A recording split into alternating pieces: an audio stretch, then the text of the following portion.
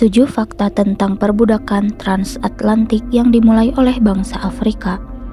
Pernyataan bahwa perbudakan transatlantik dimulai oleh bangsa Afrika perlu diklarifikasi.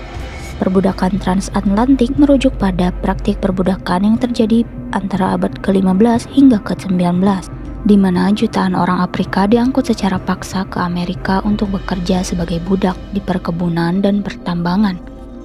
Faktanya, perbudakan transatlantik dimulai sebagai hasil dari permintaan dan operasi perdagangan budak oleh negara-negara Eropa dan negara-negara Amerika. Berikut adalah beberapa fakta terkait perbudakan transatlantik. Permintaan untuk tenaga kerja. Perdagangan budak transatlantik dimulai karena permintaan akan tenaga kerja di perkebunan tebu, tembakau, kapas, dan pertambangan di benua Amerika. Permintaan ini datang dari koloni-koloni Eropa yang terletak di Amerika. Perdagangan Drake Trade Triangle. Perdagangan budak transatlantik melibatkan sistem yang dikenal sebagai perdagangan Drake. Barang-barang seperti alkohol, senjata, kain, dan perkakas ditukar dengan budak di pesisir Afrika.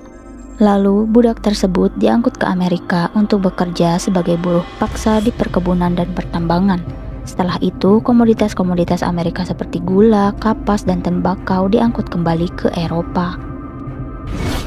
Peran negara Eropa dan Amerika. Perdagangan budak transatlantik diprakarsai dan didominasi oleh negara-negara Eropa dan Amerika. Bangsa Afrika tidak memulai atau mengarahkan perdagangan budak ini. Koloni-koloni Eropa di Afrika. Beberapa koloni Eropa di Afrika memiliki peran dalam mengizinkan perdagangan budak atau bahkan terlibat langsung dalam perdagangan tersebut. Namun, ini tidak menggeser tanggung jawab dari negara-negara Eropa yang mengendalikan dan memimpin operasi perdagangan budak. Penindasan dan penderitaan. Budak-budak Afrika yang diangkut secara paksa ke Amerika mengalami penderitaan yang luar biasa. Mereka diperdagangkan seperti komoditas, dipisahkan dari keluarga, dan diperlakukan dengan kejam oleh pemiliknya. Pemberontakan dan perlawanan. Meskipun dalam posisi yang rentan, budak-budak di Amerika seringkali melakukan pemberontakan dan perlawanan terhadap pemilik mereka dalam usaha untuk mendapatkan kebebasan.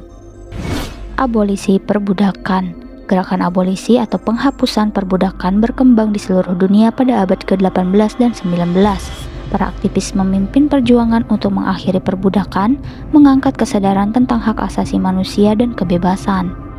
Kesimpulannya, perbudakan transatlantik adalah hasil dari permintaan tenaga kerja di Amerika oleh koloni-koloni Eropa dan Amerika. Hal ini adalah sistem perdagangan paksa yang menyebabkan penderitaan besar bagi jutaan orang Afrika dan keluarganya. Meskipun ada keterlibatan lokal dalam beberapa kasus, pernyataan bahwa perbudakan ini dimulai oleh bangsa Afrika tidak akurat, dan tanggung jawab utamanya jatuh pada negara-negara Eropa yang mengendalikan perdagangan budak ini.